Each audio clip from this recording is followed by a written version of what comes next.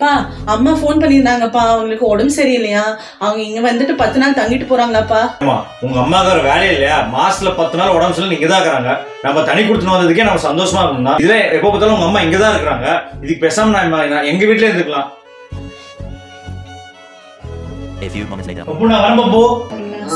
Mummy என்ன mummy நீங்க வந்திருக்கீங்க? சொல்லவே இல்ல. பாப்பா கிட்ட சொல்லுனேன் வர்றேன்னுட்டு. அவ உனக்கு சொல்லவே இல்லையா?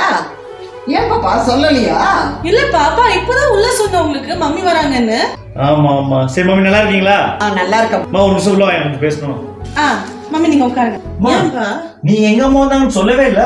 நான் உங்க அம்மாவும் என் அம்மா தானே நினைக்கிறேன், அதனால பொதுவா சொன்னேன் நானு. நீங்க தான் என் அம்மாவை இன்னும் 3வது மனுஷனா பாக்குறீங்க. அதனாலதான் என் அம்மா வராங்கன்னு நினைச்சிட்டு நீங்க என்னமோ பேச ஆரம்பிச்சிட்டீங்க. தயவு செஞ்சு இப்படி எல்லாம் பண்ணாதீங்கப்பா. அப்படிலாம் இல்லடா டேய். சரி இதெல்லாம் விடுங்க, நீங்க எனக்கு லீவ் அப்ளை பண்ணுங்க. அம்மாவை ஹாஸ்பிட்டல் கூட்டு போன ஃபர்ஸ்ட் வாங்க.